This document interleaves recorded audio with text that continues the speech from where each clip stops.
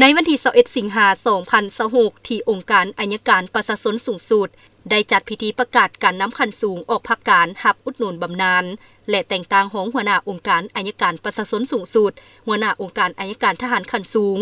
โดยให้เกียรติเป็นประธานของท่านนางลีวงลาวลีกรรมการศูนย์กลางภาคเลขาคณะบริหารงานภาคหัวหน้าองค์การอัยการประชาชนสูงสุดมีคณะภาคคณะนำตั้งหน้าจากคณะจัดตั้งศูนย์กลางภาคแขกถึกเชิญพร้อมด้วยพนักงานหลักแรงขององค์การอัยการประชาชนสูงสุดและองค์การอัยการทหารขั้นสูงเข้าร่วมในพิธีทานนางกัญญาแสงแก้ววงพระจันทร์รองหัวหน้ากรมคุ้มครองพนักงาน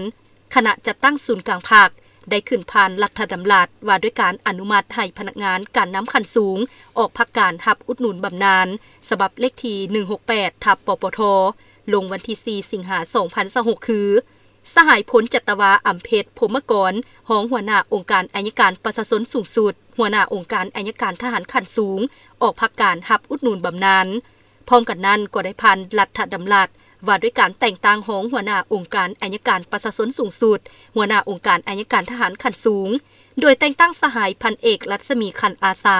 รองหัวหน้าองค์การอัยการประชาชนสูงสุดหัวหน้าองค์การอัยการทหารขั้นสูง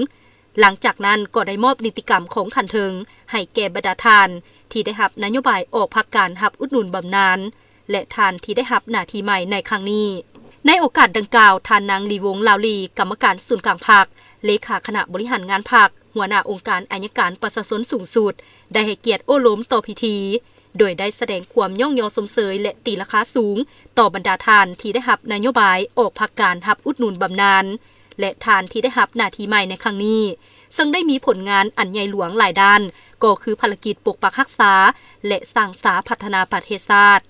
ตลอดฮอดคุณงามความดีคุณสมบัติศีลธรรมปฏิบัติความรู้ความสามารถความเป็นแบบอย่างน้ำใจเสียสละและความรับผิดชอบสูงต่อหน้าที่การเมืองที่ภาครัฐและประชาชนมอบหมายให้ซึ่งคนหุ่นนุ่มก็คือพนักงานหุ้นสืบทอดต้องได้ถอดถอนบทเรียนเอาเป็นแบบอย่างเพื่อหมุนไส้เขาในการปฏิบัติเวียกงานให้มีประสิทธิภาพและประสิทธิผลสูง